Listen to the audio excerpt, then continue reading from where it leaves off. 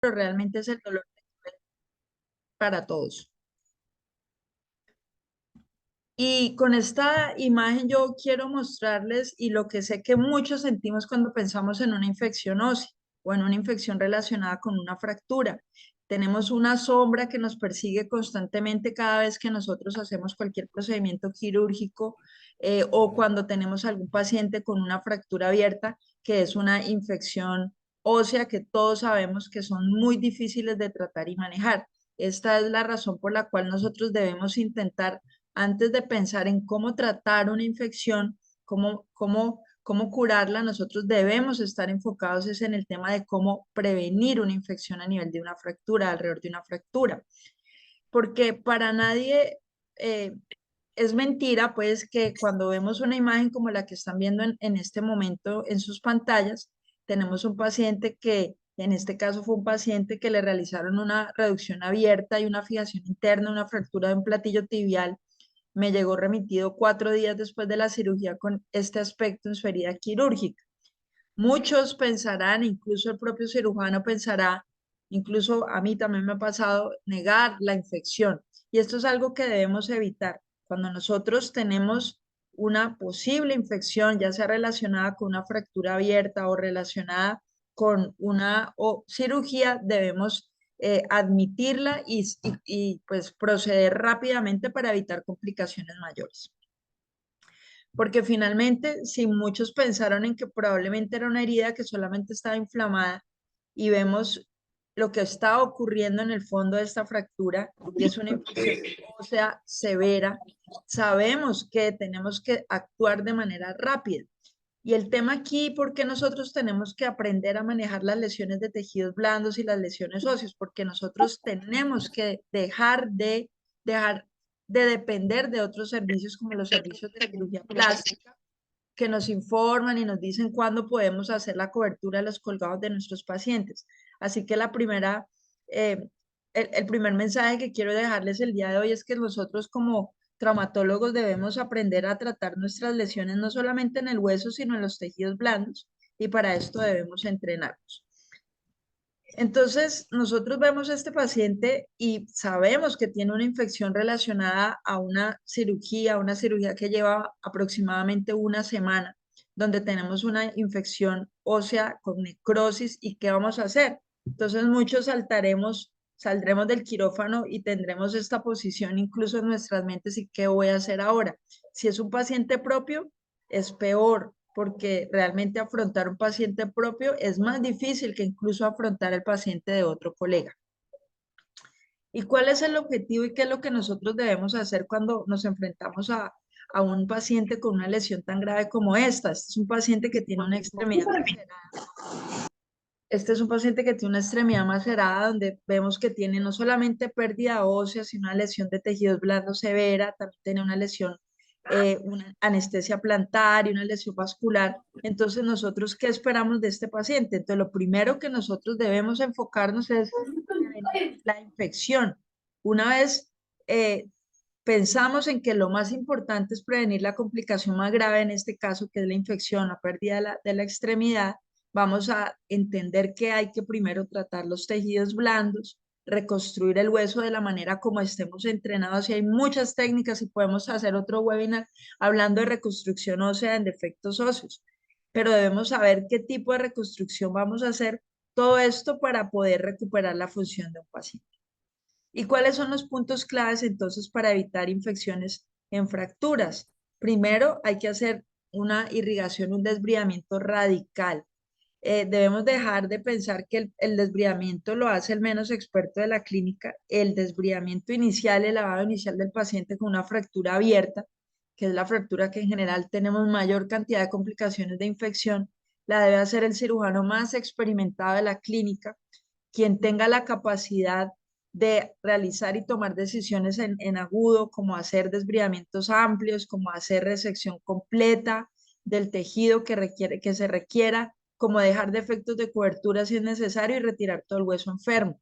Si ese desbridamiento inicial lo hace una persona que no está capacitada o que está, digamos, que no tiene conocimiento en el tema de la ortoplástica, o de la reconstrucción, puede hacer un desbridamiento que sea muy leve y en este caso podemos tener infección. Una vez hacemos una irrigación, un desbridamiento radical, hay que hacer una estabilización esquelética de la fractura y una estabilización articular temprana. Estamos hablando de una estabilización esquelética que puede ser provisional o definitiva, pero nunca olvidar que las fracturas articulares en estos pacientes con fracturas abiertas deben y requieren una estabilización articular temprana, lo más temprana posible. Hay que reconstruir nuestros tejidos blandos y para ello debemos entrenarnos en colgajos. Podemos empezar con colgajos sencillos y los más básicos, llegando a un nivel más avanzado como colgajos microvasculares. Y tenemos que todo esto hacerlo en un tiempo corto para poder tener una rehabilitación precoz y no perder la función de la extremidad. Esto es la parte más importante de esta conferencia de hoy. ¿Qué es lo que yo tengo que hacer para prevenir una infección en una fractura? Y nosotros estamos acostumbrados y muchos aprendimos acerca del abordaje de un ortopedista en cuanto a una fractura abierta. Entonces nos enseñaron que en el primer día lo más importante son los antibióticos endovenosos, el toxoide tetánico, los analgésicos, limpiar muy bien la herida y hacer un desbridamiento y una inmovilización adecuada. Eso es lo que nos enseñaron a nosotros que debe ocurrir en el primer día. También nos enseñaron que debemos hacer fijaciones temporales con fijadores externos e incluso nos enseñaban en las antiguas escuelas de ortopedia que cuando un paciente tuviese un defecto de cobertura o signos de infección, le dejáramos un fijador externo por un tiempo que no sabemos cuánto iba a durar, mientras el servicio, otros servicios como infectología o cirugía plástica hacían la cobertura. Lo que a nosotros nos importaba era estabilizarlo más rápido y lavar. Y finalmente dejábamos esos pacientes con el manejo de los tejidos blandos con cierres por segunda intención y demás. Esto es lo que muchos hemos venido haciendo durante mucho tiempo, pero ¿quién hizo un cambio en la historia y de quién tenemos que hablar y ser un referente para decir que todo esto empezó a cambiar? Estamos hablando del doctor Marco Godina, quien fue un cirujano plástico pionero en la microcirugía reconstructiva. Él es el padre, digámoslo así, de la microcirugía reconstructiva y publica su artículo más importante, y muchos han oído hablar de Fix and Flap y demás, pero el artículo del doctor Marco Godina, que publica casualmente en el año de 1986, año en que muere en un accidente de tránsito, es el que nos da la posibilidad de pensar que todos estos pacientes con defectos de cobertura, fracturas abiertas grado 3B, podían ser cubiertos rápidamente con colgajos y disminuir las tasas de infección y complicaciones. Marco hablaba de más o menos un tiempo de oro de 72 horas.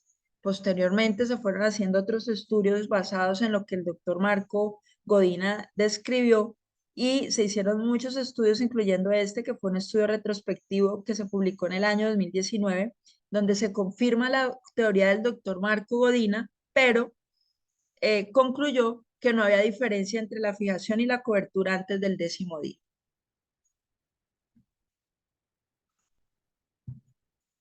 Entonces aquí es donde nosotros vamos a entender este artículo que quiero que es muy importante para todos, que es el enfoque ortoplástico de este tipo de lesiones. Entonces aquí se hace un estudio multicéntrico prospectivo en 3 hospitales, uno en el Reino Unido, uno en Pakistán y el otro en Italia.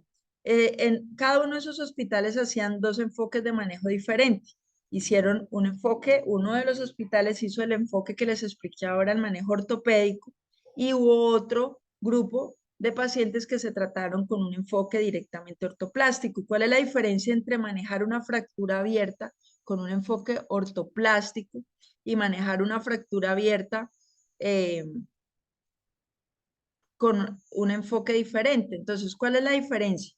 La diferencia es que con el enfoque ortoplástico nosotros entre el primer y segundo día hacemos una fijación externa temporal, pero hacemos un desbridamiento oncológico de las lesiones, un desbridamiento amplio, un desbridamiento importante. Y una vez ocurra esto, Cristian, ¿me puedes confirmar si me estás escuchando? Que creo que perdí la señal. ¿Hola? Sí, sí, le escuchamos muy bien. Dime. Perfecto. Listo. Entonces, una vez hacemos un desbridamiento oncológico, en el primer día podemos, si hay un defecto de cobertura, dejar sistemas de presión negativa para aislar completamente esto del medio ambiente. Y la diferencia que radica principalmente entre el enfoque ortoplástico y el ortopédico es que nosotros vamos a tener fijaciones definitivas sin importar el defecto de cobertura antes de la primera semana. ¿Por qué? Porque nosotros vamos a tener la capacidad de cubrir a través de colgajos, ¿sí? A través de colgajos, ya sean libres o rotacionales, tener la cobertura definitiva entre el quinto y el séptimo día. Entonces, la diferencia principal es que tenemos que manejar estos pacientes con un desbridamiento amplio oncológico en el primer día, una fijación temporal externa y luego hacer una fijación definitiva del quinto al séptimo día con el cubrimiento completo de los tejidos blandos.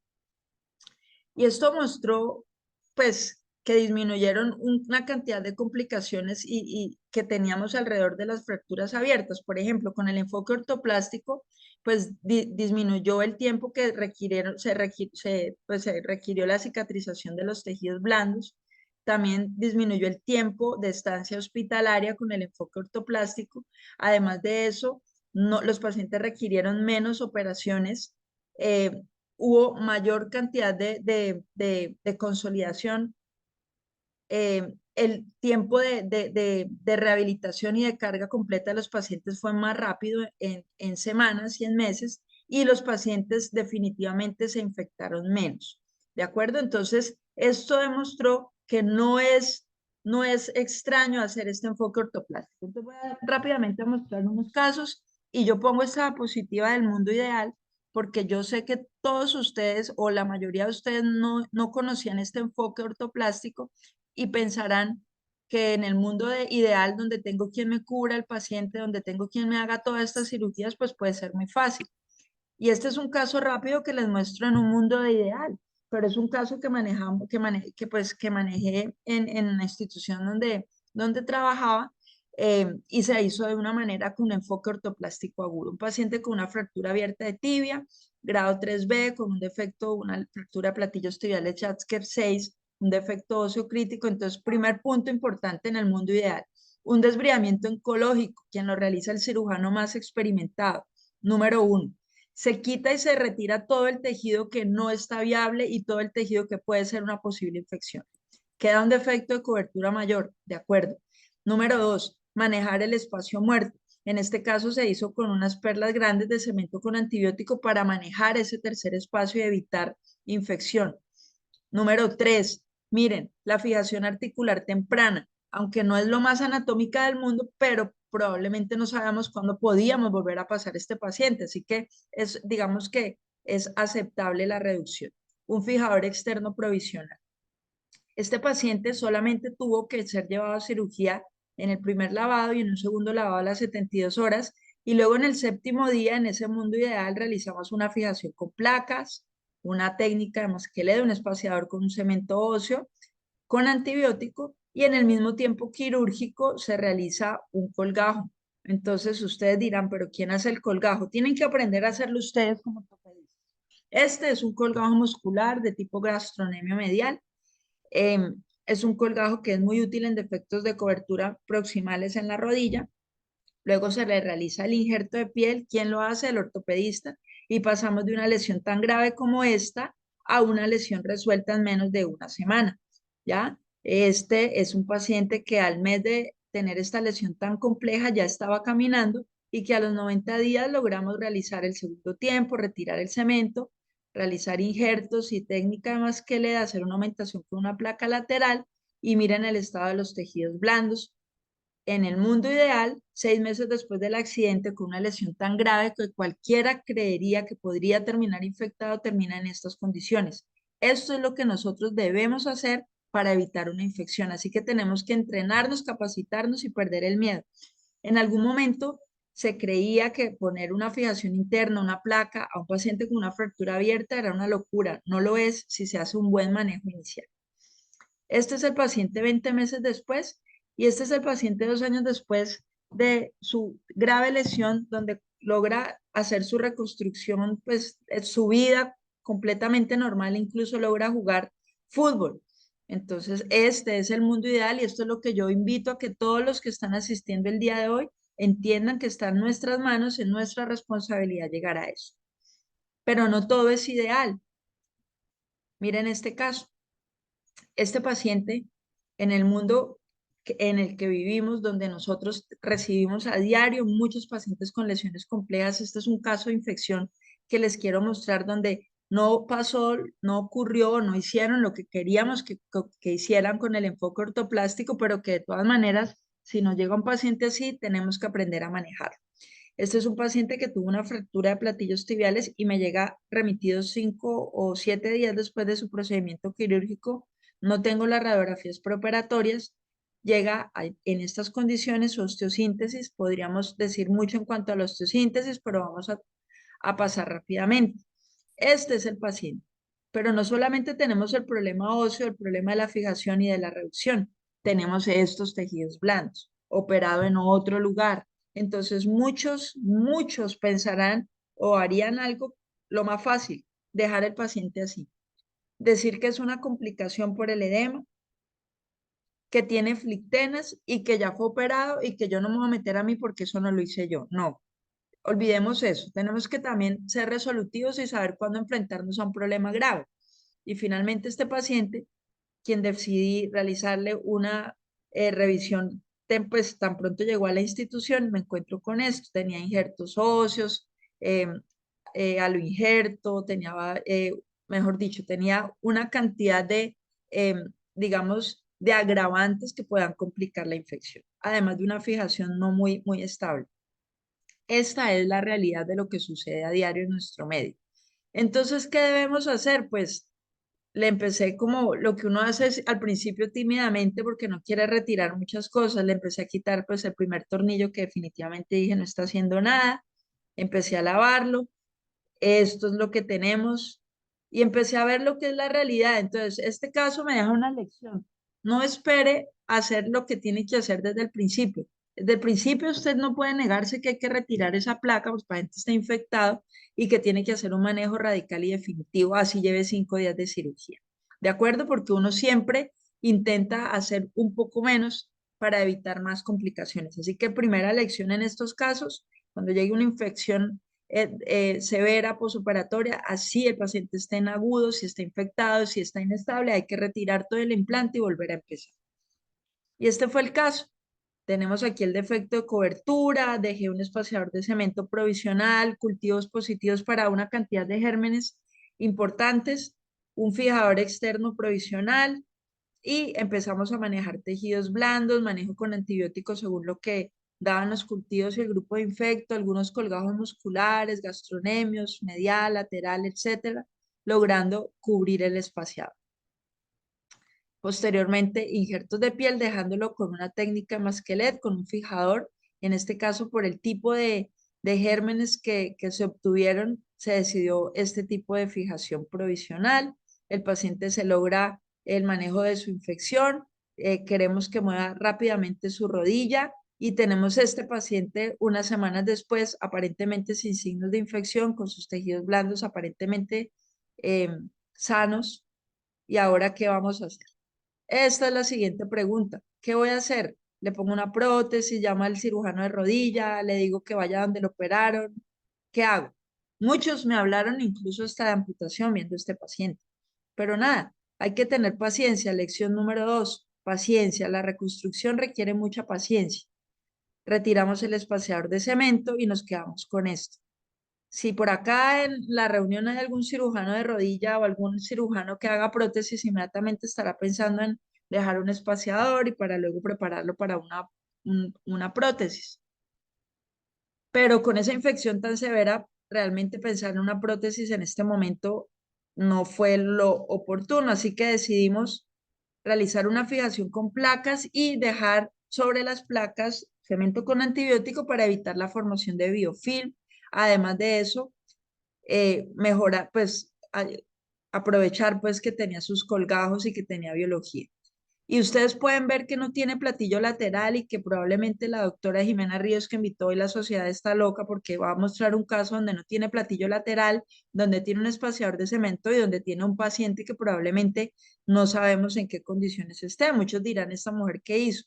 Pues esta mujer lo que hace es decirles a todos que en la reconstructiva hay que tener paciencia, hay que esperar, control de infección, y explicar al paciente muy bien qué es lo que sigue en su caso. Yo le expliqué que seguía un reemplazo en el momento que lo necesitara. Aquí no se ve muy bien el video, pero este paciente está caminando, esta es su evolución en la marcha. El paciente me dice, doctora, yo me siento bien, no quiero que me haga una prótesis, no quiero que me haga una prótesis, me siento bien. Y pasan los años, pasa 1, pasan 2 años, buenos tejidos, pasan 3 años y el paciente me dice, doctora, tengo 52 años, no me duele nada, no quiero una prótesis. Este es el paciente, siempre lo veo cada 6 meses y le digo, ¿cuándo vamos a animarnos a la prótesis? Y me dice, pues doctora, realmente yo me siento bien, estoy moviendo la rodilla a lo que puedo, ¿sí? Esta es la movilidad que tengo de mi rodilla, me sirve para lo que hago, para trabajar y estoy caminando, no me duele, no quiero hacerme ningún reemplazo de rodilla todavía. Así que no podemos descartar las posibilidades como esta.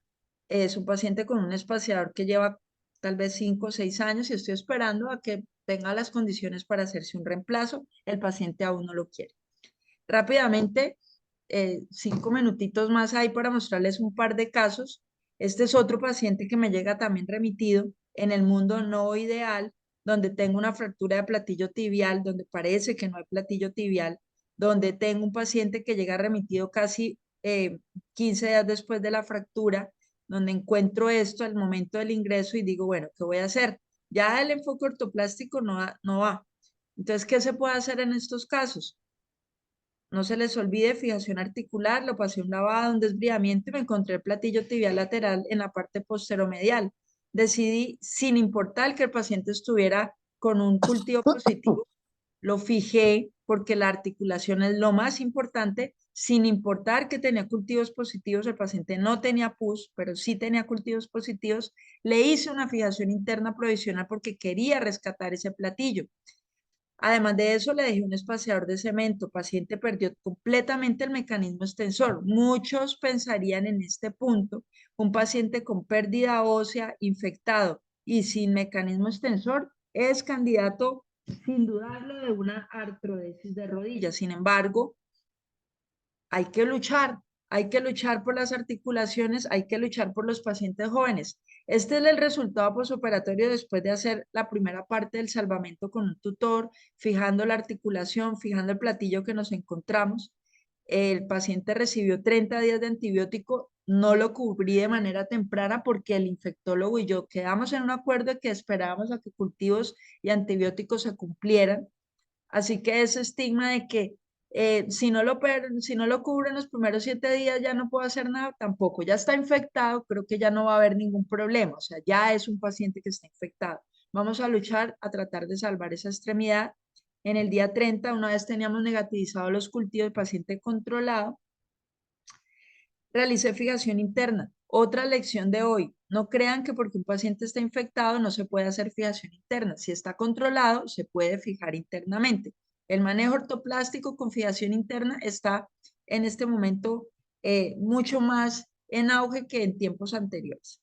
Fijación interna, reconstrucción además del mecanismo extensor con injerto de cresta ilíaca y un injerto de hueso tendón tomado del tendón del cuádriceps, una fijación aquí un poco ochentera, digo yo, bastantes tornillitos, una plaquita bloqueada y en el mismo tiempo quirúrgico un colgajo, colgajo gastronemio, colgajitos de avance, injertos de piel con este resultado posoperatorio. Este paciente sin ningún signo de infección después. Esta es su rehabilitación. Ustedes pueden ver también que el paciente tiene unas secuelas de un pie caído por una lesión de un nervio ciático popliteo externo. Paciente en rehabilitación. Vemos que hay algo de osificación heterotópica donde tomé el injerto de tendón. Sin embargo, seguimos rehabilitando. Este es el paciente usando su media compresiva. Este es un paciente con su nuevo tendón funcionando su mecanismo extensor y sin un signo de infección Segundo tiempo quirúrgico, injertos, colgajo lateral porque decidí que los tejidos no me gustaban en el cierre, le dejé un colgajo gastronemio lateral, le retiré algunas placas que fijaban el injerto y este es el resultado del paciente un tiempo después, donde vemos que para la lesión que tenía inicialmente tenemos un paciente que ya está recuperando la dorsiflexión del pie, que ya está caminando, sí, tiene algo de rotación, algo de acortamiento, pero tiene una función completa de su rodilla para su edad. Esta es la función de su rodilla. Así que sí se puede. Otro casito, un paciente con una paciente quien me llega también del famoso llamado otro hospital, donde una paciente que llega con estos tejidos blandos. Con estos tejidos blandos parece que hicieron varios abordajes y con esta radiografía. Entonces, en este momento uno dice, bueno, ¿qué voy a hacer? Le dije a la paciente que había que retirar la placa, la paciente se negó, peleó conmigo, me dijo que el cirujano que la había operado le había dicho que estaba en perfectas condiciones su cirugía y que nunca dejara que le tocaran su placa, así que no fue posible convencerla a retirar la placa, una osteosíntesis muy rígida, un defecto de cobertura infectado y bueno, pese a la terquedad de la paciente, la terquedad de la cirujana también le dio para hacer un colgajo para cubrirla. Este es un colgajo sural grande, también un colgajo que puede hacer cualquier ortopedista entrenado, un colgajo sural grande cubriendo el defecto. No muy feliz con la parte ósea, pero fue lo que pude hacer por esta paciente, no dejó hacer más.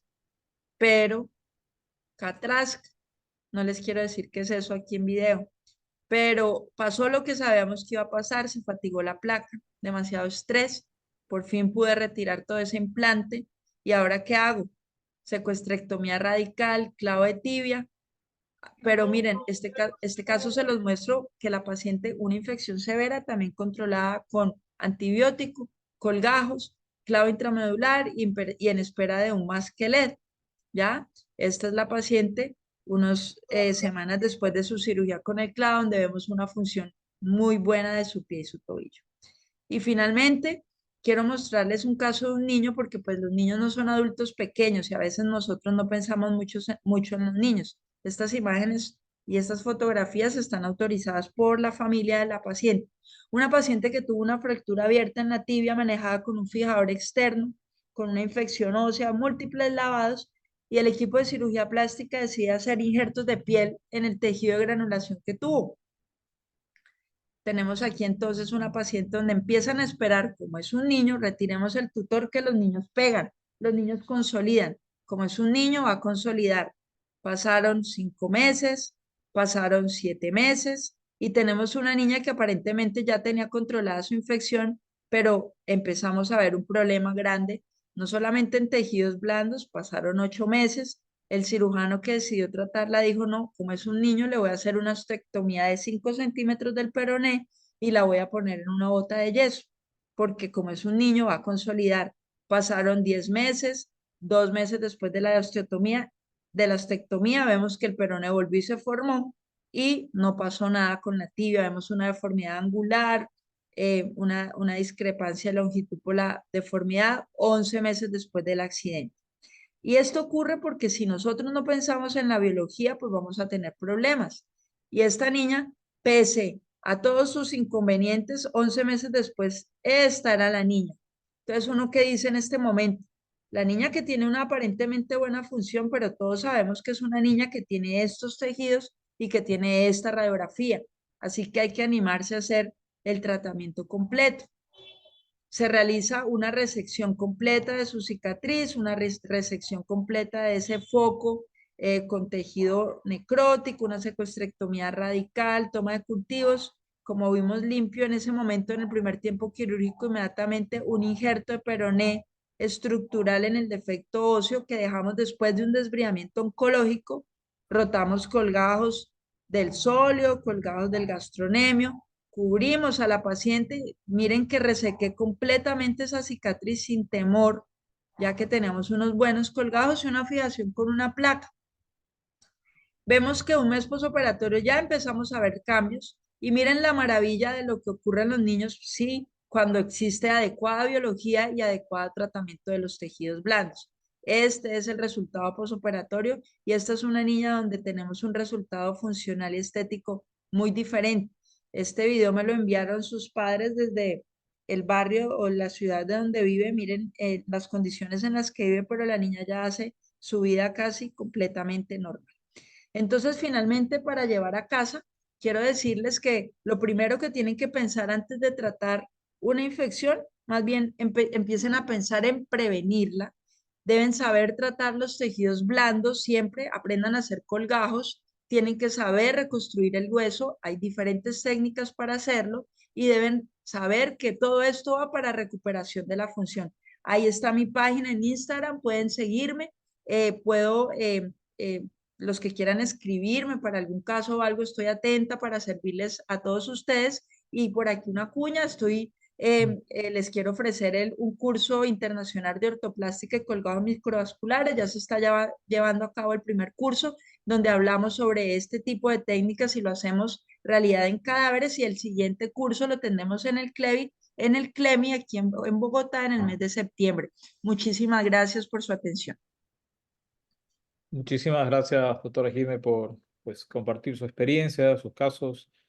Definitivamente el abordaje ortoplástico y adecuado de tejidos blandos y óseos marcan la diferencia, ¿no? Pues ahora nos acompañará el doctor John Pérez. Pues no sé si... Hola Cristian, ¿cómo estás? Buenas noches. ¿Cómo le va, John? ¿Cómo está? Bueno, pues les presento, el doctor John Pérez es ortopedista de la ciudad de Cali, especialista en cirugía de reconstrucción, infecciones y alargamientos óseos. Bueno, un gran amigo y nada, un gusto, Doc, tenerlo con nosotros y compartir su experiencia. Bueno, muchas gracias Cristian. Vamos a continuar pues la segunda parte de esta conferencia, darle continuidad pues a la excelente charla que nos acaba de mostrar la doctora Romero. Voy a compartir pantalla y me confirmas cómo estamos de audio, Cristian. Pues sí, bien, Doc, lo escuchamos sin ningún problema. Igual a todos los colegas que quieran pues hacer preguntas pueden compartirlas en el box del chat o pues finalmente lo discutiremos al término, ¿no? Estamos acá con la señal, con la imagen. Sí, sí, estamos bien. Bueno, es importante, bueno, me presento, mi nombre es John Pérez, soy ortopedista de la Fundación Universitaria de Ciencias de la Salud en la ciudad de Bogotá. Hice reconstrucción y alargamientos óseos en la Universidad Javeriana de Cali, entrenamiento en microcirugía en la Universidad del Valle, y pues soy apasionado por la reconstrucción y el salvamento de extremidades. Cuando hablábamos con Cristian sobre las primeras charlas que se iban a presentar, pues era difícil, ¿no? Es decir, cuando uno le hablan de reconstrucción, pues una vez uno quiere saber cómo se hace el masquelet y cómo se hace un transporte y cómo se hace un alargamiento, y las diferentes tácticas de reconstrucción que están disponibles en la literatura. Pero pues yo creo que Cristian recuerda cuando estuvo por acá en la primera semana o el primer mes, yo le dije, ¿qué vamos a estudiar o qué vamos a revisar? Lo primero que tenemos que revisar es qué es la infección, cómo funciona, cómo es su fisiopatología.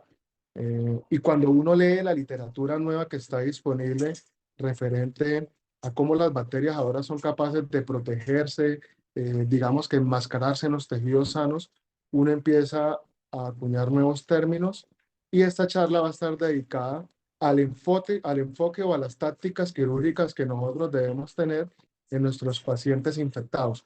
No importa cuál sea la técnica de reconstrucción que vayamos a utilizar, si usted no tiene claro esta parte que sería la piedra angular del tratamiento, cualquier cosa que haga como técnica de salvamento va a fallar. Lo primero que quiero que tengan en sus mentes es el desbridamiento oncológico o desbridamiento radical.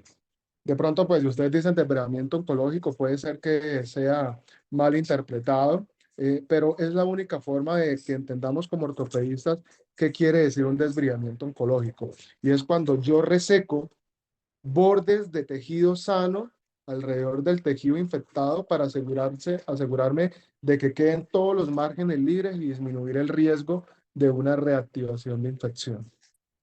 Que haciéndolo bien, en el mejor escenario, tiene un riesgo no despreciable de 30% de reactivación en el primer año y que solamente podemos hablar de que hay una remisión sin decir de que está sano, a los 2 años.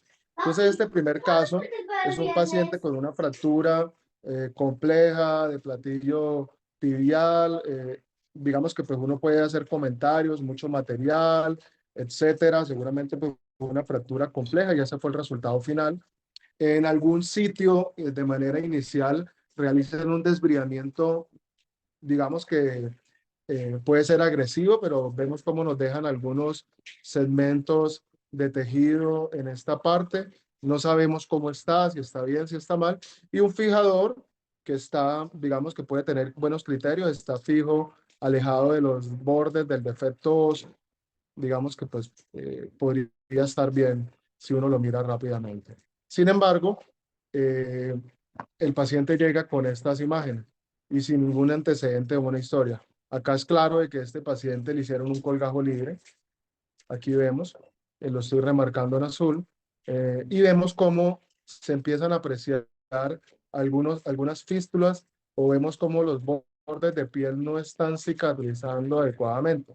¿Eso qué significa? De que tuvieron un buen enfoque, es decir, están pensando de manera ortoplástica, hicieron un colgajo porque pues, los tejidos blandos es lo más importante, pero es probable que en la táctica de desbridamiento inicial, el desbridamiento no haya sido lo suficientemente agresivo, radical oncológico para lograr el control eficiente de la infección y por eso se presentan estos signos de que hay una infección activa. Entonces, como lo dice o lo mencionó Jimena, el tratamiento antibiótico con vía oral o digamos de manera provisional no es tan eficiente y nosotros debemos ser más radicales. Y es de que para cualquier intervención quirúrgica que hagan, una placa, para una clavícula, un platillo, si una herida no cicatriza bien de manera temprana, lo primero que usted tiene que descartar es que hay un proceso infeccioso inicialmente de baja virulencia que no está permitiendo la cicatrización de los tejidos y que requieren de que usted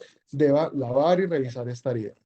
Entonces vamos al primer tiempo quirúrgico, nos encontramos con estas fístulas, retiramos el material y procedemos a hacer un desbridamiento radical oncológico. Entonces esto es un video, a ver si corre, y vemos cómo me estoy asegurando de resecar del borde que está enfermo hacia los tejidos sanos, al menos unos 2 o 3 milímetros de tejido sano, logrando este desbridamiento radical. De los bordes de piel, porque pueden tener biofilm, bacterias que están atrapadas, escondidas dentro de los tejidos sanos, que si yo no las reseco de manera adecuada, cada vez que yo cierre esta herida, va a seguir con problemas de cicatrización y no va a mejorar.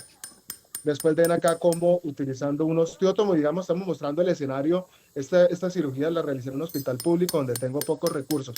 Realizo una escarificación de toda la cortical lateral, perdón, medial, superficial, hasta asegurarme de que tengo signo de Paprika positivo, que es el sangrado o los punticos de sangrado en las corticales del hueso. Mire que hasta el momento no he mostrado ningún instrumental que se salga de lo convencional del quirófano. En esta imagen les muestro cómo utilizo una broca y con la broca recanalizo, saco los tejidos interpuestos que están dentro del canal medular y ya hice una resección radical de todo ese fragmento óseo que se veía en la radiografía inicial, que estaba solo en un segmento. Decido quitarlo todo y estas es las características de este segmento. Digamos que uno podría, si es estrictamente estricto al verlo, vemos como hay zonas de secuestro, incluso con algunos puntos de signos de Paprika.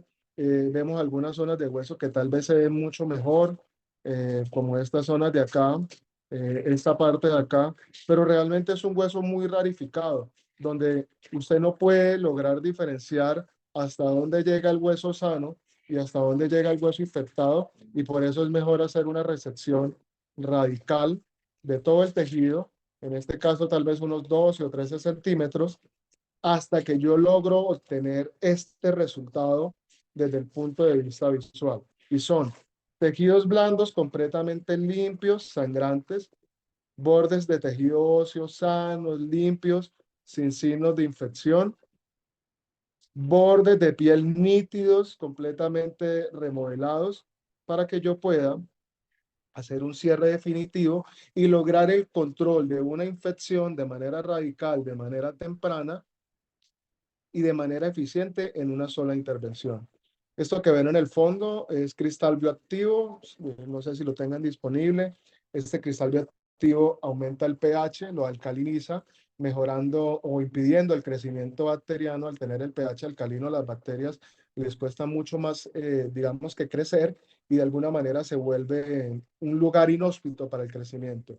Un fijador externo de manera provisional para mantener la alineación, pero lo que hago es un cierre definitivo de mi herida porque espero que este desbridamiento radical que hice sea lo suficientemente efectivo para control de infección. Utilizo siempre en lo posible terapia de presión negativa. Esto se llama Prevena.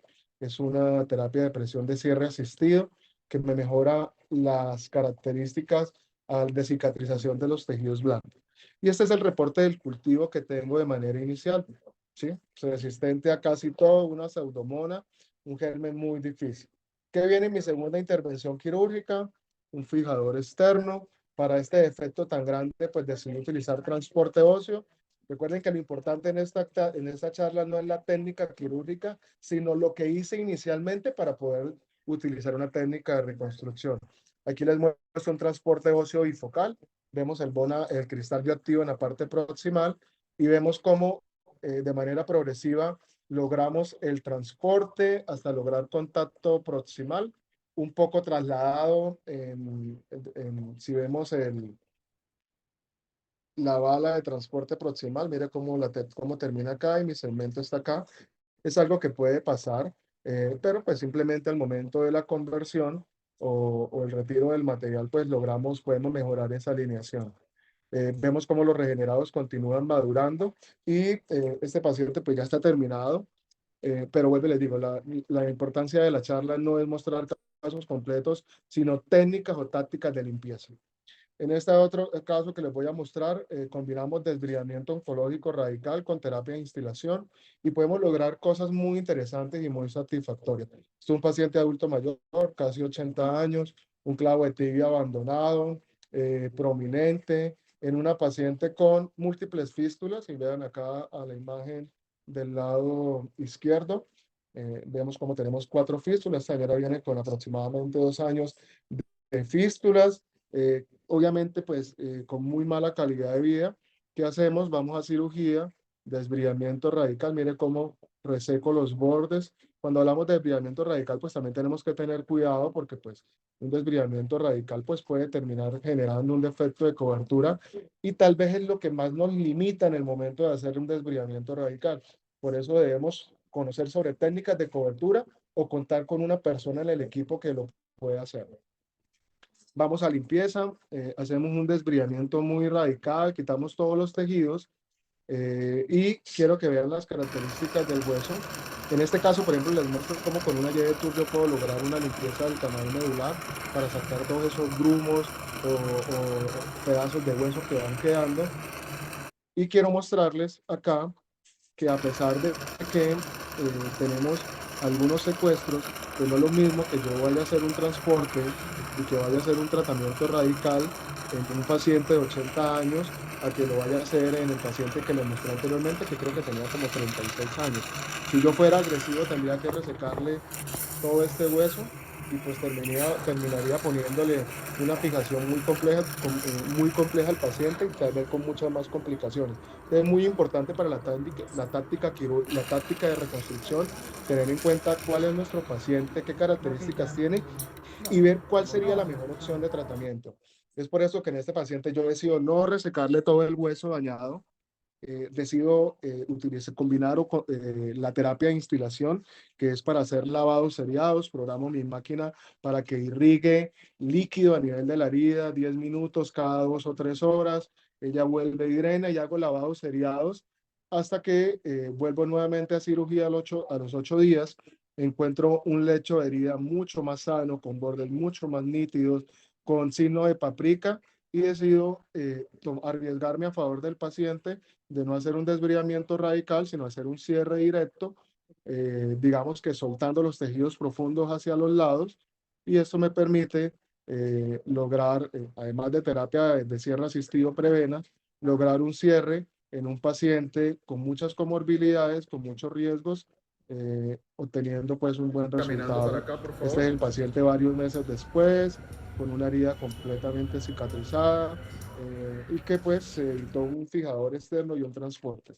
Es muy importante entender cuál es nuestro paciente y sus características al momento de tomar una decisión de tratamiento o estrategia de reconstrucción. En este otro caso les voy a mostrar alguna combinación de otras tácticas que ustedes pueden utilizar. Vamos a mostrar RIA, que es un sistema de rimado y succión. Esto es de Johnson & Johnson, el desbridamiento oncológico que ya lo he mostrado. Perlas, fijación externa y cristal bioactivo.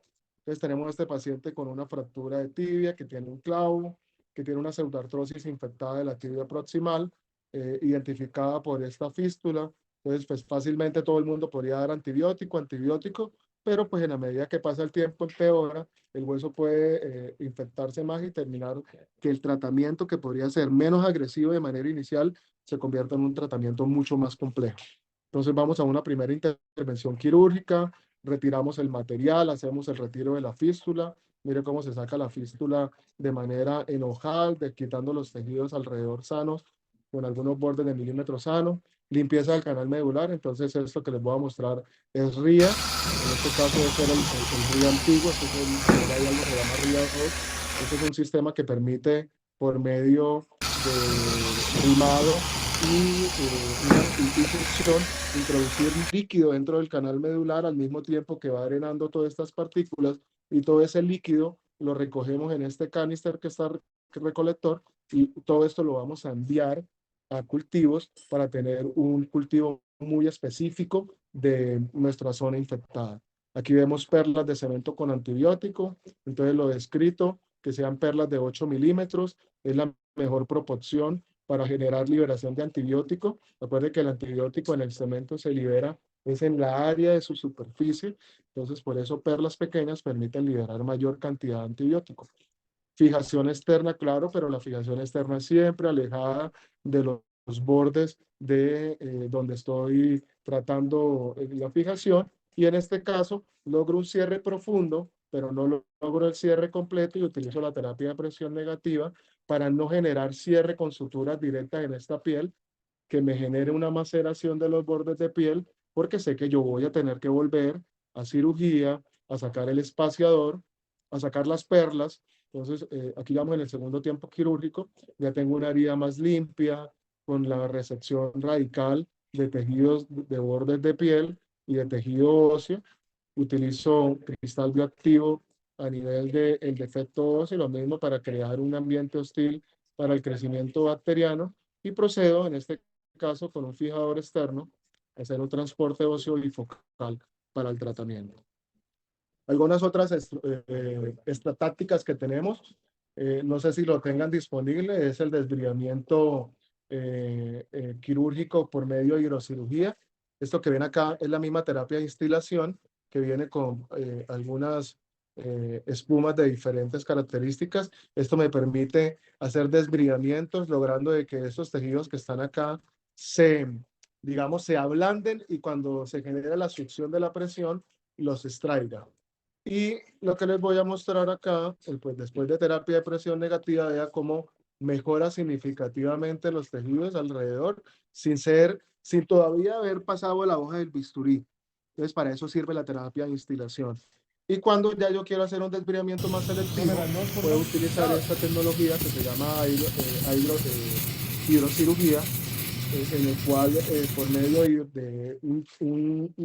de una línea de agua que pasa a alta velocidad, yo puedo hacer un desbridamiento selectivo, donde él solamente corta cuando siente tejidos desvitalizados, y cuando siente tejidos vivos, pues no genera más corte. Esto viene acompañado pues de una táctica de cobertura con un colgajo glúteo medio bilateral, luego terapia de presión negativa para ayudar hasta que logramos el cierre definitivo de la herida. Entonces, no hay caso complejo, no hay caso difícil, solamente casos de dedicación, de mucha paciencia. Y yo le agregaría como otro objetivo final, y es la tolerancia. Tolerancia al error, al fracaso, y de que pues estamos haciendo especialidad donde tenemos un alto riesgo de falla. Otro caso donde se combina RIA y desbridamiento oncológico, entonces vemos una pseudoartrosis de fémur, una placa con aflojamiento, vamos a RIA para limpiar el canal medular, lo vemos aquí en la imagen que está marcada con 59, aquí este es el RIA, así se ve la cabeza del escariador, la limpieza radical de los tejidos alrededor de la zona donde estaba infectado y el material. Aquí vemos la imagen del RIA limpiando el canal medular, a ver si es video. Y miro, aquí les muestro cómo producido que yo tengo del canal medular con el sistema RIA, lo puedo recolectar y lo voy a enviar en su totalidad a un cultivo. Entonces la posibilidad de que se me escape la bacteria que pueda estar dentro del canal medular es muy... Lo que acabamos de hacer, pero... otro caso donde muestro más tácticas. Entonces, nuevamente, este me gusta mostrarlo y digamos que puede ser que sea lo mismo, pero hay que ver muchos casos para poder entender el objetivo final. Y es de que tienen que lograr un desbridamiento muy radical, muy agresivo, para que la táctica quirúrgica funcione. Entonces, en este caso, uno puede intuir varias cosas si lo ve. Tiene unas placas, tiene un espaciador de cemento. Aquí vemos los estigmas de un colgajo y tal vez injertos de piel. Entonces uno supondría que a ese paciente, sin que le dé la historia, nos está hablando de que alguien tiene una infección o la tuvo, alguien le colocó unas placas, le colocaron un espaciador de cemento, pensando en un primer tiempo de masquelet, y pues en ese momento el masquelet está expuesto, es decir, el espaciador.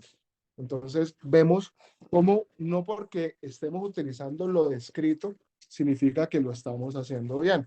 Entonces vemos las mismas placas que nos mostró, digamos que Jimena, pero cuando usted coloca esta placa con un cemento prominente y no logra y no tiene buenos tejidos blandos, pues la posibilidad de que esta placa se exponga es altísima.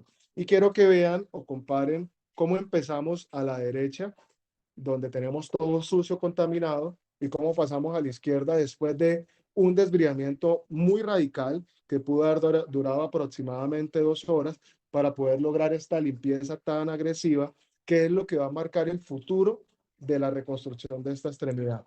Entonces vemos aquí ya suelto el torniquete, vemos cómo tengo tejidos sangrantes, vitales, signo de paprika positivo, vemos cómo estoy pues, aplicando perlas de cemento con antibiótico, y hasta ahí el momento, y utilizo un fijador externo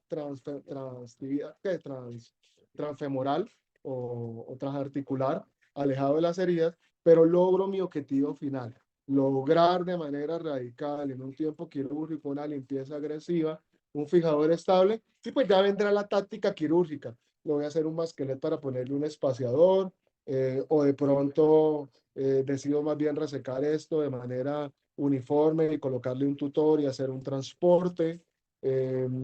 Digamos que la técnica de reconstrucción va a depender de qué, de la que pues, yo conozca, de los recursos que tenga, de lo que tenga disponible, de mi experiencia. Pero lo más importante es que la técnica que escojas va a funcionar dependiendo de lo que hayas hecho en tu táctica inicial. Este es otro paciente, defecto de cobertura, y este caso es supremamente frecuente. Entonces, imaginemos que este paciente tiene su tutor acá, las barras, tan. Entonces, si yo hiciera una encuesta y seguramente no sé cuántas personas tenemos conectadas, y pregunto cuántos de ustedes le desarma el tutor, se lo quita todo y se lo vuelve a poner para poder lograr esta imagen. ¿Y qué busca esta imagen? Poder exponer la parte lateral de la fractura, los tejidos laterales que están ocultos, que yo no los estoy viendo, y que si no quito el tutor no lo voy a poder lograr, para poder lograr un desbridamiento radical. En este caso, pues este desbridamiento se acompañó de una reconstrucción. Esto yo le llamo un neocalcáneo, porque esto es el borde, la parte articular del talo, y lo que me quedaba de calcáneo lo convierto en uno solo. Y le hago una artrodesis y convierto pues toda esta destrucción articular en una nueva extremidad, lo protejo con un fijador y con el fijador a nivel del tercio medio, es decir, acá hago una osteotomía para hacer un transporte bifocal y compensar la longitud. Otro caso que creo que es el último y tal vez uno de los principios que nos hablaba Jimena y se llama estabilidad temprana. Uno no coloca un fijador solo para darle estabilidad al tejido óseo. Tenemos que recordar que los tejidos blandos sufren cuando hay inestabilidad en la extremidad y un tejido inestable tiene más trauma o microtrauma y este microtrauma se ve representado en necrosis. Es un paciente con una fractura expuesta a nivel del pie, defecto de cobertura, hacemos nuestro desbridamiento radical ya descrito. Perdón, esta es la imagen inicial del paciente anterior que me quedó atravesado. Pero a ver que se me quedaron cruzadas. Entonces vemos cómo le coloco un espaciador de cemento en la profundidad. ¿Qué está haciendo este espaciador de cemento? Dándome la estabilidad a estos tejidos que sé que están en un alto riesgo de sufrimiento y vemos cómo realmente sufren y se necrosan, pero es probable que si yo fuese dejado estos tejidos inestables, el riesgo de sufrimiento hubiera sido mayor. Posterior a esto, una estabilidad interna o fijación interna con placas. Estas son placas de pequeños fragmentos. Quiero que vean cómo la distribución del fijador. Mire que es un fijador colocado en forma de trípode, o yo lo describo como tutor elevado, en el cual está evitando que todas estas zonas de presión, talón, tobillo, la zona del calcáneo, estén en presión durante la hospitalización del paciente para evitar la necrosis o el sufrimiento de los tejidos blandos. Realizo un colgajo sural de grandes dimensiones, como el que les mostró la doctora Jimena, y con esto genero la cobertura.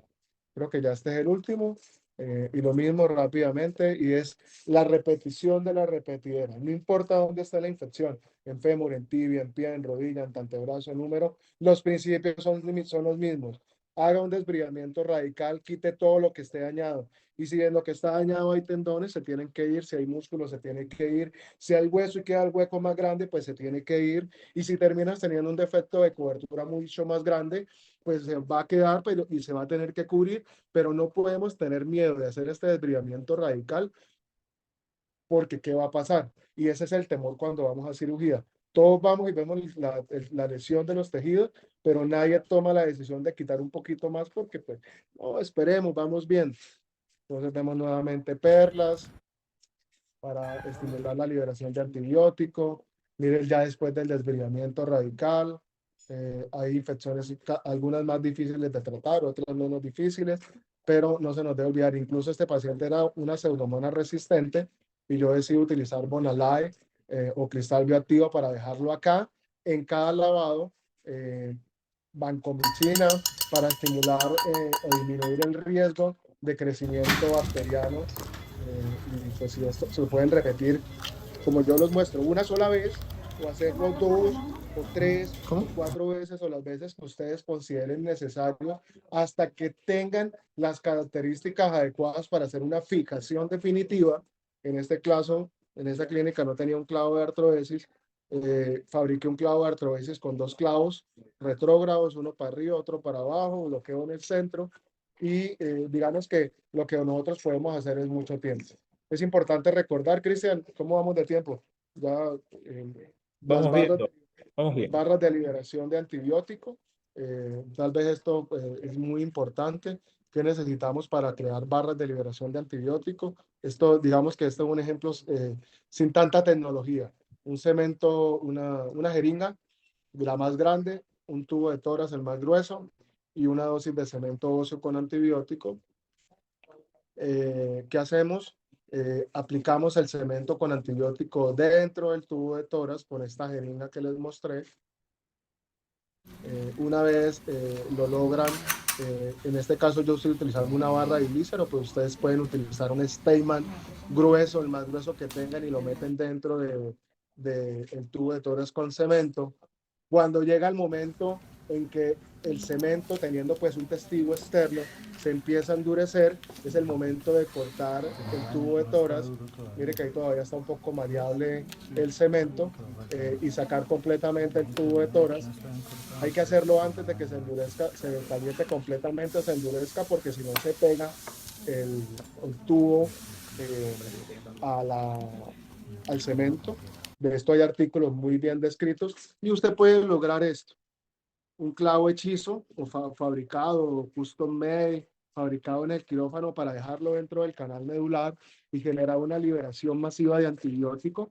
Es mejor no colocar perlas dentro del canal medular porque después se vuelve muy difícil esto para efectos cavitarios. Para el canal medular es mejor hacer una barra, e incluso si ustedes tienen una osteosíntesis que quieren hacer y tienen algún riesgo de infección, pueden hacer estos cubrimientos utilizando la misma técnica, simplemente utilizando el clavo más delgado, metiéndolo dentro del tubo para generar un cubrimiento y utilizarlo, tener un clavo medicado o de liberación de antibiótico por algún tiempo adicional. ¿Qué pasó acá? Este es otro paciente, fractura expuesta. Esto es una extremidad macerada, muy parecida a la que nos mostró Jimena anteriormente. Esas son las radiografías, un defecto óseo importante. Entonces empezamos a hacer un desbriamiento y no tenemos que tener miedos porque, y este caso lo muestro, porque no termina en una reconstrucción, termina en una amputación, pero ¿por qué es importante mostrarlo? Porque a veces somos tímidos y en esa timidez nos equivocamos. Es decir, yo empecé con las mismas características que les acabo de decir, mi proceso de desbrigamiento. A ver qué pasa, que creo que esto es un video, pero no corre. Y hago tan grande el desbridamiento que me voy encontrando de que tiene lesionada la tibial anterior, tiene lesionada la tibial posterior, tiene lesionada la peronera, los músculos ya están de muy mala calidad, ya están haciendo algunas livideces distales, es decir, es un paciente que no tiene ningún sentido que yo le deje su pierna puesta, sostenida con un tutor para que se vaya pudriendo de manera progresiva. Entonces, más bien utilizo y convierto lo residual, lo que me queda, en este caso parte del gastronemio y parte del sóleo, hacer un colgajo fillet flat, es decir, como si estuviéramos fileteando un pedazo de carne para generar la cobertura y crear un muñón y lograr el salvamento, ya que no puede salvar su pierna, lograr salvar la tibia proximal para que tenga una rodilla que le permita tener una prótesis que le permita flexión y extensión y digamos que lo que podemos lograr hacer pues es mágico, es decir, en la medida que uno empieza a conocer estos casos y a ver literatura y a ver pues la experiencia de otros colegas, uno se va llenando de más ganas. Este es otro caso, un paciente con una fractura, esto es muy típico. Este es el paciente que le hacen el doble abordaje. Incluso creo que el espacio que había entre abordaje y abordaje es bueno. Recuerden que se debe ser de unos 10 centímetros, pero pues pasó lo que con frecuencia pasa, y es de que se necrosan los bordes de piel. Mire cómo vamos a un desbridamiento agresivo, que les estoy mostrando en este punto.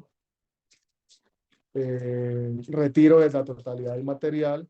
En ese mismo espacio, tiempo quirúrgico, un colgajo gastronemio medial con isla de piel. Aplico BioGlass, el cristal bioactivo nuevamente, la rotación de mi colgajo. Y todo esto es rápido, es decir, ese artículo que nos muestra Jimena es crucial. Nosotros debemos generar coberturas temprano para lograr mejores resultados. Ya como injertos de piel en la zona donante y en este caso pues hago una fijación con un espaciador de cemento, un primer tiempo de masquelet, el cristal bioactivo para hacer protección de infección profunda y lograr este resultado. Creo que ya este es el último caso, pseudoartrosis infectada de tibia distal, prohibido los alambres son un riesgo de necrosis de tejido óseo, que aumenta los riesgos de infección. Y mire que vean todo lo que se esconde detrás de una placa infectada o parcialmente expuesta. Aquí logro el retiro de la placa, pero mire cómo se ven esos tejidos con biofilm y formación de tejidos de mala calidad a nivel de la cara medial de la pierna y el tercio distal. Sigo progresando y miren cómo me encuentro secuestros óseos, zonas de tejido esclerótico sobre tejido sano, hasta que logro el resultado de la imagen derecha, donde logro un desbridamiento radical. Utilizo con mucha frecuencia las fresas de alta velocidad para, digamos que quitar o limar el hueso en la cara anterior. Corea, ayúdame a hacer esa nota. Listo, vayas. Bueno, Y logro un desbridamiento radical, hago una fijación, logro el cierre directo, tengo un defecto óseo segmentario, pero logré un control eficiente de infección. Posterior a esto, fijación externa, en este caso nuevamente transporte. Es un paciente ya terminado, pero vuelvo y les digo, no es el objetivo mostrar el tratamiento definitivo. Aquí mis redes sociales, quien tenga dudas, preguntas, quiera consultarme un caso, con muchísimo gusto. Mi página de Instagram es una biblioteca de ortopedia de reconstrucción que está disponible para quien quiera, en el momento que quiera, y cualquier duda que tengan, con muchísimo gusto será bien escuchada. Muchísimas gracias, doctor John. Realmente a los dos es un placer, creo que para todos nosotros, para los ortopedistas de Ecuador, para Latinoamérica que están conectados. Hemos tenido más de 100 participantes constantes durante todo el webinar. Creo que ha sido un éxito para nosotros. Tenemos una pregunta realizada por el doctor Zúñiga. Nos pregunta ¿cuándo más que LED y cuándo transporte? O sea, ¿algún parámetro que ustedes utilicen? Doctora Jiménez, doctor John. Como somos respetuosos de la mujer, Jimena, por favor. pues mira, depende, ¿sí? Yo pienso, no sé si estás de acuerdo conmigo, John. Depende del tamaño del defecto, depende de la habilidad y del entrenamiento del cirujano y depende de los recursos con los que cuentes. Porque si se pudieron dar cuenta, pues a mí yo muestro mucho técnica de Masquelet porque tengo muy buena experiencia haciéndola. Eh, pienso que esos mismos casos podrían ir bien con osteogénesis por distracción. Por eso pienso que es un debate como cuando a uno le preguntan qué es mejor, si el Real Madrid o el Barcelona, ¿no? Pongo así algo como que entiendan mi público masculino ortopedista, ¿no? Pues muchos dirán que el Real por muchas razones y muchos dirán que el Barcelona. Pero lo más importante es que hay que entender que cualquier técnica que se escoja debe ser hecha de manera adecuada. Debe tener uno el conocimiento de hacerla bien porque hay muchos detractores de la técnica del masqueleto que dicen que no funciona porque va mal, pero pienso que hay que tener en cuenta que en el masquelet lo más importante son los tejidos blandos y no propiamente solamente el defecto óseo. Y pues no tienen en cuenta eso y tal vez no le hacen colgados y por eso fallan, pero y no hago muy frecuentemente osteogénesis por distracción, pero sé que es una técnica que de verdad que funciona muy bien. Así que mi respuesta es, depende del tamaño del defecto, depende de la ubicación del defecto y depende también del entrenamiento que tenga el cirujano. ¿Qué opina John? Bueno, vamos a hablar, si uno habla de lo que está reportado en la literatura, hay más que están reportados de 20 centímetros, incluso un poco más. ¿Cuál es el problema real de los masquelet tan grandes? Y son los recursos que no tenemos disponibles. Cuando tenemos que llenar un defecto óseo tan grande y los recursos son el cuerpo o en algunos casos sustitutos, pues empezamos a tener problemas. Y pues digamos, en niveles socioeconómicos donde los recursos no están disponibles de manera tan fácil y cada decisión que uno toma del paciente se vuelve mucho más difícil. Yo cada vez hago menos masquelet y cuando lo hago en tamaños más pequeños. Digamos que mi preferencia para masquelet son defectos óseos metafisiarios, proximales o distales que no superen los 5 centímetros. Y tengo casos con masquelet más grandes y diafisiarios, pero mi problema es que tengo problemas con los injertos.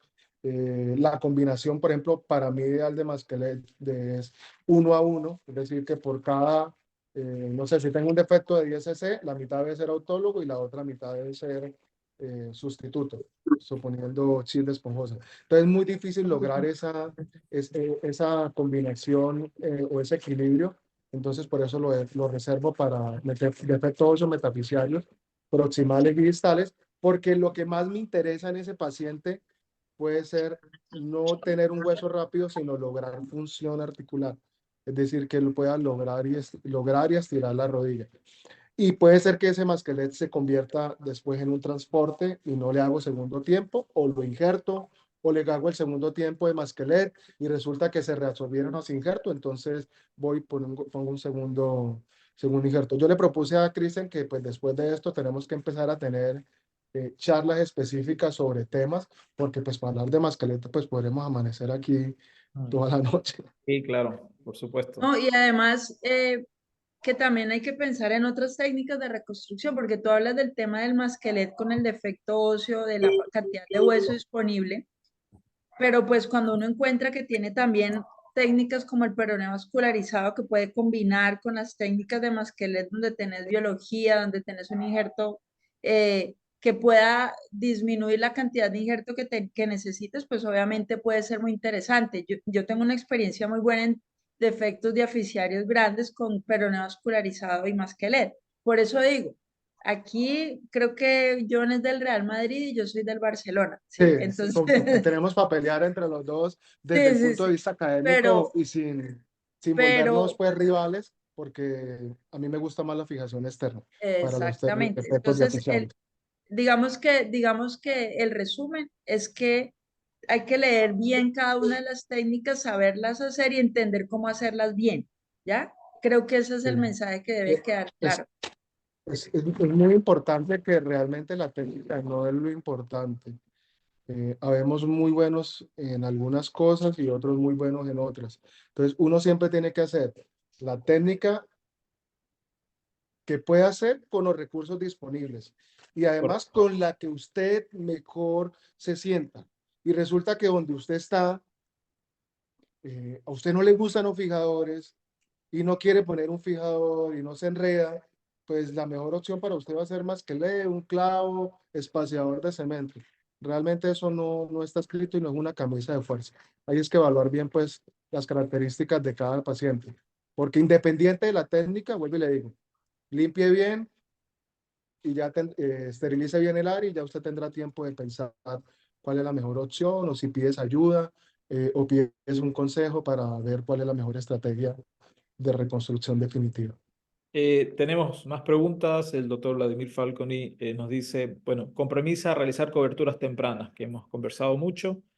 Lo típico que nos pasa, resultados positivos, pero no tenemos signos macroscópicos de infección. Resulta que pues, siempre nos pasa, ¿no? Que cirugía plástica no quiere injertar o poner un colgajo o sobre todo un injerto en heridas que están con cultivos positivos, ¿no? ¿Qué opinan al respecto? Yo creo que Jimena responde, pero la respuesta es unánime. No, te doy la palabra. Bueno, eh, por eso es importante. Lo primero que decir, necesitan un líder en cada centro donde estén. Es decir, no podemos depender el manejo de los pacientes que tengan defectos de cobertura al cirujano plástico, y menos si el cirujano plástico no tiene interés en ser parte del equipo, porque no significa que no hayan cirujanos plásticos que se puedan integrar a un equipo de ortoplástica y entender lo que necesita el paciente. Y el paciente lo que necesita es una cobertura temprana independiente del reporte final del cultivo, ¿sí? El cultivo puede estar positivo para lo que sea y puede estar recibiendo tratamiento antibiótico. Lo que usted realmente tiene que preguntarse es, ¿tengo signos de infección activo? Si usted respuesta es, no tengo signos de infección activo, no habría ninguna duda para generar un cierre definitivo, porque eso va a mejorar. Pues, llevarle un tejido vascularizado va a mejorar la llegada de antibiótico, va a mejorar el pronóstico del tejido óseo que todavía pueda estar vivo. Entonces, eso es un paradigma que hay que romper. No necesitamos cultivos negativos para poder generar una cobertura. Y es probable que tenga que hacer algo que yo hice cuando estaba en mi universidad, y era que tomaba mis cultivos al aire, que tocaba engañar al cirujano plástico para que generara la cobertura, porque pues era muy difícil lograr obtener un tejido, un cultivo negativo en un paciente que se está lavando cada 48 a 72 horas, va a ser casi imposible. Es más, si usted le sigue tomando cultivo, va a seguir encontrando más cosas, porque se va a ir contaminando en cada lavado. Ujú. Correcto. El doctor Rudy Coakira nos habla de si ha tenido complicaciones en el uso de Bonalife, de cristal bioactivo. ¿Has usado cristal bioactivo? Jimé, cuéntanos, ¿qué piensas? Sí, a mí me parece muy útil en el tema de infecciones porque me parece muy útil el tema de cómo cambia el ambiente, eh, pues si eso está escrito en la literatura, cómo cambia el ambiente para que el germen no sea capaz de vivir allí, ¿ya? Lo que pasa es que hay que pensar en qué momento se está haciendo, porque también conozco gente que no le gusta, que tiene complicaciones, pero como te digo, para utilizarlo como está indicado me ha ido muy bien y no he tenido pues mayor cantidad de inconvenientes. Realmente es algo que es provisional, ¿no? No es definitivo y es para manejo local. Incluso lo utilizo combinado a veces en el masquelet con los injertos. Sí, digamos que la principal complicación que uno pudiera tener con el cristal bioactivo es la fístula. Como esto produce un ambiente, se alcaniliza el ambiente, produce una reacción química que pues de alguna manera puede aumentar la secreción. Por eso es muy importante cuando uno aplica cristal bioactivo, generar un cierre hermético bien eficaz para que todo, digamos, líquido, esta reacción química que se está presentando quede contenida dentro de la zona quirúrgica. No hay que colocar grandes cantidades y a mí me gusta también, como dice Jimena, creo que lo vieron ahí, yo tengo el concepto de que el cristal bioactivo puede ayudar a generar una turbomembrana y hacer que la membrana de mascaret se vuelva mucho más rica y pues recuerden que el cristal bioactivo con el tiempo pues es reabsorbido y transformado en hueso, entonces puede servir para generar una corticalización en la parte mejor vascularizada que generalmente es la posterior o la medial en los defectos óseos. Agregando un poquito de lo que hablas de la fístula, pues es que no hay que olvidar que si no hay tejidos blandos, pues no va a haber ninguna técnica que funcione y por eso en estos casos a mí me gusta siempre adicionar un colgado. Ahí no vamos a tener este tipo de inconvenientes. Súper, docs. Bueno, finalmente el doctor Enrique Clement nos hace una pregunta respecto a infecciones agudas en osteosíntesis cerradas, en fracturas cerradas. Habla de retención de material. O sea, ¿consideran retirar el material quirúrgico siempre o hay situaciones en las cuales ustedes realizan retención de material? Hablando de infecciones agudas.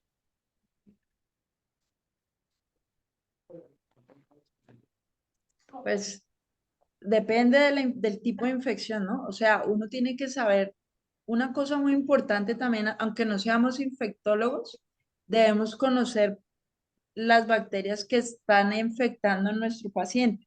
Hay algunas bacterias que definitivamente es mejor cambiar el implante sin esperar. O sea, hay que tener en cuenta una cosa, cuando uno tiene una infección en una fractura que aún no ha consolidado, ¿sí? Y tiene cultivos positivos para gérmenes como una Klebsiella o como un E. coli, donde definitivamente la formación del biofil y todo eso es mayor, ¿sí?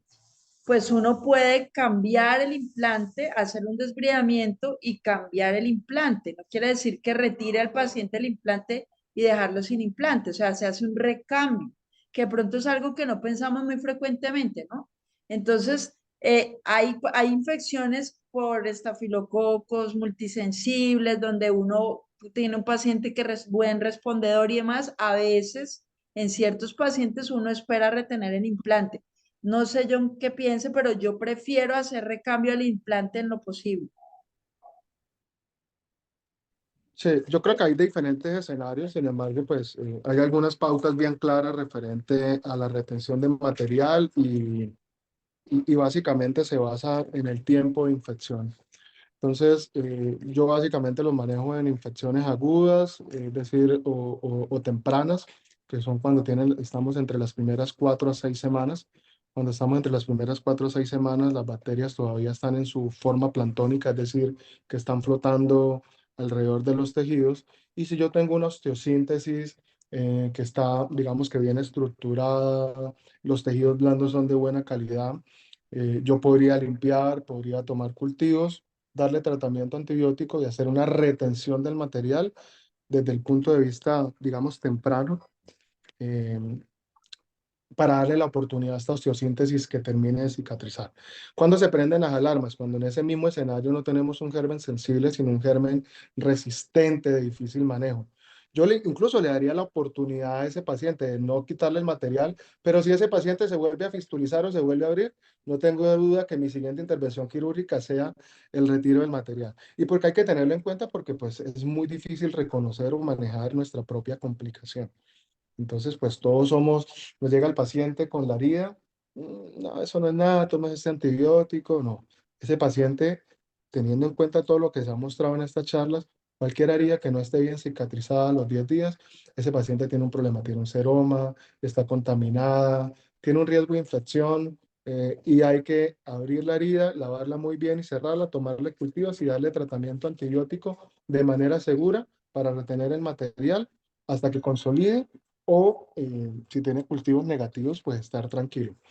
Ahora, si tenemos una infección que lleva mucho más tiempo, estamos hablando de 8 semanas, 12 semanas, donde ya las bacterias no están en la forma planctónica, sino que se vuelve biofilm, es decir, están pegadas al implante, usted no puede, haga lo que haga, usted no va a ser capaz de lograr el control de infección. Es decir, ya con seguridad la bacteria está pegada al material de osteosíntesis y el efecto del biofilm, pues digamos que comporta como una base que está mandando tropas todo el tiempo a diferentes zonas y va a hacer de que el hueso se siga formando.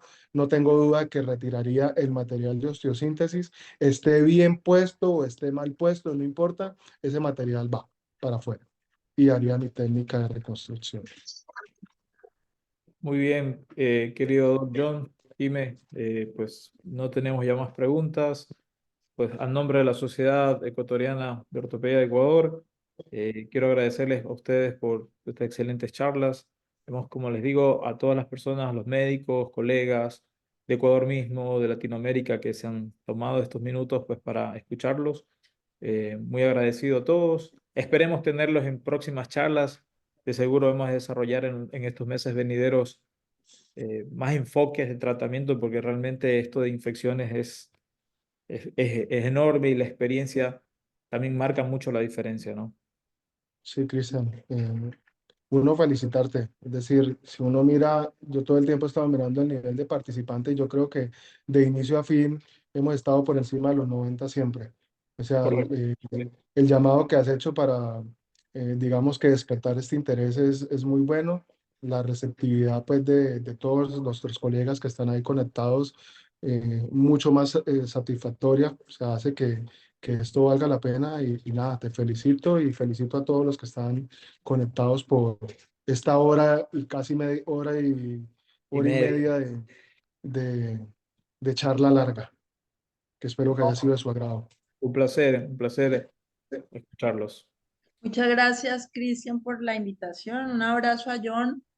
Espero que nos veamos pronto y espero que algún día podamos operar los tres juntos porque es bien interesante, no solamente colegas, sino unos buenos amigos, los amigos que hace también uno en el mundo de la reconstrucción y esperamos que en Ecuador y en todas partes de Latinoamérica sigan creciendo este tema porque es muy importante para nosotros como traumatólogos. Muchas gracias. Bueno, que tengan buena noche y bendiciones a todos. Un gran abrazo. Gracias, Cristian. Buenas noches a todos. Chao.